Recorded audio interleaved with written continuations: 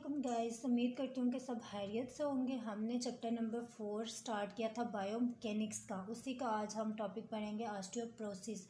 Then first मैं आपको बता देती हूँ कि जिन्होंने स्टार्ट की वीडियोस नहीं देखी देन प्लीज़ गाइस उनको भी देख लें ताकि आपको सही अच्छे से समझ आ सके। देन आज हम स्टार्ट करते हैं ऑस्टियोपोरोसिस। ऑस्टियोपोरोसिस नाम से पता चल रहा है कि एक क्या होगा, बोन डिसऑर्डर है। ठीक है, osteo mean bone and porosis mean porous हो जाना। बोन में क्या हो जाना, पोर्स हो जाना।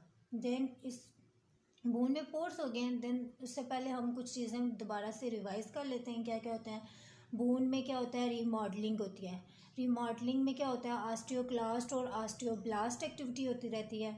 अब जो रीमॉडलिंग प्रोसेस है ना, वो किस पे डिपेंड करती है, वो कैल्शियम लेवल पे डिपेंड करती है। ठीक है, देन कैल्शियम लेवल 3 चीज़ों से कंट्रोल होता है। एक उसमें भी हार्मोन से, पैराथायर हार्मोन्स है,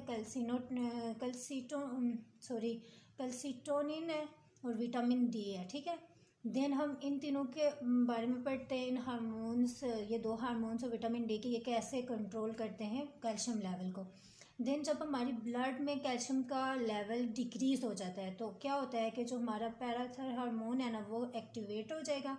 उसने क्या करवाना है, उसने करना है कि उसने जाके एक्शन क्या परफॉर्म करना है कि जो बोन होगा ना, उसमें बोन रिजॉर्बिंग स्टार्ट हो जाती है। ठीक है, ऑस्टियोक्लास्ट एक्टिविटी स्टार्ट हो जाती है, जिससे क्या हो जाता है कि जो कैल्शियम बोन में स्टोर हुआ होता है ना, वो ब्लड में चला जाता है। देन सेकेंड हमने पढ़ना है कि अगर कैल्शियम इंक्रीज़ हो गया तब क्या होगा। कैल्शियम इंक्रीज़ हो जाएगा तो उसका अगेंस्ट हो जाएगा कि बोन फार्मिंग सेल्स बनना स्टार्ट हो जाएंगे, ऑस्टियोब्लास्ट एक्टिविटी स्टार्ट हो जाएगी, जिससे जो हमारी कैल्शियम होगी ना ब्लड में एक्स्ट्रा, वो बोन में जाके स्टोर हो जाएगी। देन विटामिन डी है। विटामिन डी किसमें रोल प्ले करता है, हम इनटेक करते रहते हैं। ठीक है, अब विटामिन डी हमने इनटेक कर ली, अब ये क्या करेगा कि ये रोल प्ले करेगा किसमें, अब्जॉर्प्शन ऑफ कैल्शियम इन गट। जो कैल्शियम गट में है ना, उसको अब्जॉर्ब करवाएगा। हमने बेसिक चीज़ें पढ़ ली, अब ऑस्टियोपोरोसिस के ऊपर आते हैं। ठीक है, ऑस्टियोपोरोसिस में क्या होता है कि पोरेसिटी कम हो जाती है। हमने पढ़ा कि पोरेसिटी कम होगी तो क्या होगा, पिछली वीडियोस में मैंने आपको बताया था कि पोरेसिटी कम होगी तो मिनरलाइज्ड आयन क्या हो जाएंगे, कम हो जाएंगे, जिसकी वजह से हमारी बोन की डेंसिटी क्या हो जाती है, कम हो जाती है। अब ऑस्टियोपोरोसिस की हम क्या कर लेते हैं, कॉज पढ़ लेते हैं कि इसकी कॉज क्या है, किस वजह से होता है। नंबर फर्स्ट वजह तो हमने पढ़ी है ना कि कैल्शियम का इंटेक जब हम क्या करेंगे, कम करेंगे, तो उसकी वजह से जो होगा ना, ऑस्टियोक्लास्ट एक्टिविटी क्या हो जाती है, वो ज़्यादा हो जाती है। क्या होगा, बोन रिजॉर्ब हो जाएगी। बोन में कैल्शियम ब्लड में कैल्शियम की कमी होगी, तो उस कैल्शियम की कमी को कौन पूरा करेगा, वो बोन में जो कैल्शियम स्टोर हुई है, तो उसको निकालने के लिए ऑस्टियोक्लास्ट एक्टिविटी ही होगी ना। ऑस्टियोक्लास्ट एक्टिविटी होगी तो बोन क्या होगी, रिजॉर्ब हो जाएगी, जिसकी वजह से बोन की डेंसिटी कम हो जाती है और क्या होता है कि बोन का मैस कम हो जाएगा, जिसकी वजह से ऑस्टियोपोरोसिस हो सकती है। देन सेकंड काज है मोनोपास। ठीक है, ये वुमेन में होता है और इसमें क्या होता है कि जो एस्ट्रोजन का लेवल होता है वो कम हो जाता है, जिसकी वजह से ऑस्टियोक्लास्ट एक्टिविटी इसमें भी इंक्रीज हो जाएगी और इसमें भी क्या हो जाता है, ऑस्टियोपोरोसिस हो जाता है। देन थर्ड एंड लास्ट काज है माइक्रोग्रेविटी। माइक्रोग्रेविटी देन मैंने पिछली वीडियो में भी डिस्कस किया था कि हमारी जो स्पेस में एस्ट्रोनॉट्स जाते हैं, ठीक है, तो उनमें क्या होता है, स्पेस में हमें पता है ग्रेविटेशन फोर्स नहीं होती, जिसकी वजह से हमारी बोन पे कोई भी स्ट्रेस नहीं पड़ेगा। जब बोन पे स्ट्रेस नहीं पड़ेगा तो बोन में क्या होगा, ऑस्टियोब्लास्ट बोन फार्मिंग सेल्स, ये एक्टिविटी बिल्कुल नहीं होगी और बोन रिजॉर्बिंग एक्टिविटी होती रहेगी, जिसकी वजह से बोन का मैस कम हो जाएगा। तो यही बता रहे हैं कि माइक्रोग्रेविटी भी एक काज है ऑस्टियोपोरोसिस की। देन हमने आगे पढ़ना है ऑस्टियोपीनिया और ऑस्टियोपोरोसिस, इनमें डिफरेंस हमें पता होना चाहिए। जो ऑस्टियोपोरोसिस है ना, वो हमने पढ़ चुके हैं, अब इसकी डेफिनेशन पढ़ लेते हैं, देन ऑस्टियोपीनिया हम डिस्कस कर लेंगे। ऑस्टियोपोरोसिस क्या है, ये ऐसा डिसऑर्डर होता है, disorder involving decrease bone mass. हमने कितना तो पढ़ चुके हैं, पोरेसिटी कम होगी, बोन मैस डिक्रीज हो जाएगा ये, एंड स्ट्रेंथ, और उसकी स्ट्रेंथ भी कम हो जाएगी विद 1 और मोर रिजल्टिंग फ्रैक्चर, जिसकी वजह से क्या होता है कि 1 और मोर रिजल्टिंग फ्रैक्चर्स हो जाते हैं। ठीक है, बोन में फ्रैक्चर आ जाएगा। देन ऑस्टियोपीनिया क्या है, ये फर्स्ट स्टेज ऑफ ऑस्टियोपोरोसिस है। ठीक है, इसमें भी क्या होता है कि ऑस्टियोक्लास्ट एक्टिविटी इंक्रीज हो जाती है और मिनरल डेंसिटी कम हो जाती है। ये इनिशियल स्टेज है, इस स्टेज को हम क्या ट्रीट कर सकते हैं, हम केयर करके हम अगर ऑस्टियोपीनिया को ही हम ट्रीट कर लेना तो ये ऑस्टियोप्रोसिस तक नहीं पहुंच सकता। लेकिन अगर हम इसको इग्नोर कर देंगे तो फिर लास्ट स्टेज पे जाके क्रोनिक स्टेज में ऑस्टियोप्रोसिस हो जाती है, ठीक है। तो इनिशियल स्टेज है और ये क्या करती है, that predispose individuals to fracture, कि ये फ्रैक्चर की तरफ लेके जाती है। नेक्स्ट हम पढ़ते हैं कि ये ऑस्टियोप्रोसिस प्रेजेंट किस में होती है। फर्स्ट, एस्ट्रोनॉट्स में, बेड राइडन पेशेंट में, पीछे हमने पढ़ा ना माइक्रो ग्रेविटी कास होती है तो वो स्पेस में जाने वाले लोगों की ऑस्टियोप्रोसिस हो सकती है। देन सेकेंड है बेड रेडन पेशेंट। बेड रेडन पेशेंट में के बारे में भी हमने पढ़ा है कि वो बोन पे बिल्कुल स्ट्रेस नहीं डालेंगे। जब स्ट्रेस नहीं डालेंगे तो बोन फार्मिंग एक्टिविटी बिल्कुल नहीं होगी, जिसकी वजह से ऑस्टियोप्रोसिस हो जाएगी।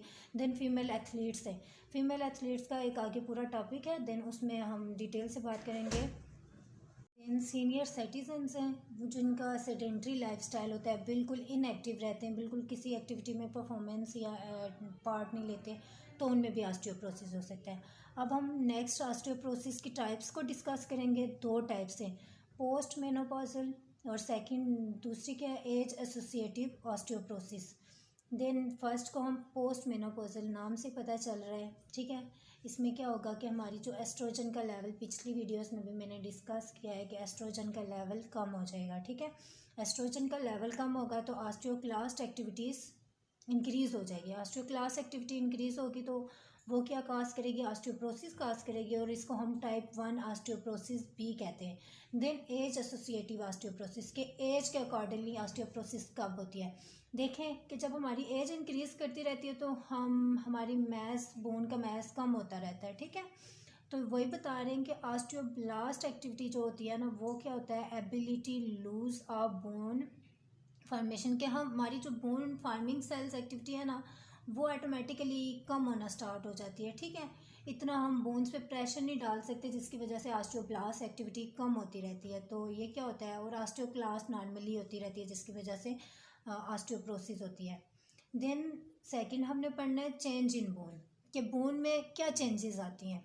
बोन में ये चेंजेस आएंगी, जो हमारी कॉर्टिकल बोन हमने पढ़ी थी ना उसमें पोर्स कम होते हैं और ट्रेबिकुलर बोन में पोर्स ज़्यादा होते हैं। कॉर्टिकल बोन हार्ड होती है, जिनने ये वीडियो नहीं देखी तो वो प्लीज़ देख लें, समझ आ जाएगी। कॉर्टिकल बोन में क्या है, उसमें थीन हो जाती है, ठीक है, पोरिसिटी इंक्रीज हो जाएगी और थीन हो जाएगी। Then common site of fracture, के ऑस्टियोप्रोसिस हो गई है, बोन का मैस कम हो गया है, तो फ्रैक्चर्स कौन कौन सी बोन में मोस्ट कॉमन है। नंबर 1 क्या है, फीमर है, फीमर के मोस्टली फेमोरल नेक पे होता है। देन रेडियस है, देन अल्ला है, अल्ला के बाद क्या है, वर्टिब्री आ जाती है। अब वर्टिब्री के बारे में हम पढ़ते हैं कि वर्टिब्री में क्या होता है कि वेट बियर जब हम करते हैं तो वेट का जो प्रेशर होता है वो हमारी इंटीरियर साइड ऑफ वर्टिब्री पे ज़्यादा पड़ता है, जिसकी वजह से इंटीरियर साइड के जो बॉडी होती है वर्टिब्री की वो क्रैश हो सकती है और क्रश फ्रैक्चर्स भी हो सकते हैं। देन जब वो क्रश होगी ना तो हम वो उसकी शेप चेंज हो जाएगी, किस शेप में आ जाएगी, वेज शेप में हो जाएगी, और उसी को हम क्या कहते हैं, डुवगर्स हम। लास्ट हम डिस्कस करेंगे प्रिवेंशन या ट्रीटमेंट, ऑस्टियोप्रोसिस की क्या ट्रीटमेंट हम कर सकते हैं, क्या प्रिवेंशन कर सकते हैं। तो नंबर 1 आ जाता है optimisation of peak bone mass, कि जो बोन मैस होता है ना उसकी ऑप्टिमाइजेशन कर सकें, ठीक है। मीन कि हम अपने चिल्ड्रन से अडल्टहुड तक हम ऐसे रहें कि अपना सेडेंट्री लाइफस्टाइल ना अपनाएं, बल्कि हम रेगुलरली एक्सरसाइज करते रहें, ऐसी एक्टिविटीज़ करते रहें जिससे बोन के ऊपर स्ट्रेस पड़ता रहे, जिसकी वजह से उनका मैस इंक्रीज़ हो जाए और हमारा जो होता है ना ऑस्टियोप्रोसिस से हम बच सकें, ठीक है। तो वही बता रहे हैं, बिफोर पबर्टी जो होता है ना हमें क्या करना चाहिए, वेट बेयरिंग एक्सरसाइज करनी चाहिए, ऐसी एक्सरसाइजेस करनी चाहिए जो हमारी क्या होंगी, बोन डेंसिटी को इंक्रीज़ करें। देन सेकंड क्या है कि हमें डेली वॉक करनी चाहिए। हमें नॉर्मली भी हमें पता है कि हमें कितनी वॉक करनी चाहिए, 30 to 60 मिनट्स तो हमें रोज़ इम्पॉर्टेंट है हमारे लिए कि हमें वॉक करनी चाहिए, जिसकी वजह से हमारे बोन पे स्ट्रेस पड़ेगा। देन स्ट्रेस पड़ेगा तो हमारे बोन में बोन फार्मिंग सेल्स और ये जो मॉडलिंग और रीमॉडलिंग की एक्टिविटीज़ होंगी वो क्या होंगी, अच्छे से हो जाएंगी। देन जिनने रीमॉडलिंग और मॉडलिंग की वीडियोस नहीं देखी देन वो देखें समझें, ताकि उन्हें ये चीज़ें भी समझ आ सकें। देन सेकंड है कि बच्चों को हमें क्या जंपिंग एक्सरसाइजेस भी करवानी चाहिए, ठीक है। वो किस तरह करवानी चाहिए, उनका भी एक टाइम पीरियड के अंदर 5 to 10 सेट्स ऑफ 10 जंप्स के 5 मिनट्स में 10 जंप्स करवाए, देन क्या करें कि एक ब्रेक ले, फिर उसके बाद जंप करें, इस तरह, ठीक है। देन ये क्या करता है, जंपिंग से क्या होता है, इसका क्या फंक्शन है, इसकी क्या इंपॉर्टेंस है, ये क्या करता है, इन्हेंस फ्लूइड फ्लो, जो हमारी इंटरस्टिशियल फ्लूइड फ्लो है ना, उसको ज़्यादा कर देगा। जब वो ज़्यादा होगा, मैंने मॉडलिंग और रीमॉडलिंग की वीडियो में बताया था कि जब वो फ्लूइड ज़्यादा फ्लो करेगा तो हमारी मॉडलिंग रीमॉडलिंग का प्रोसेस इंक्रीज़ होता रहता है, ठीक है।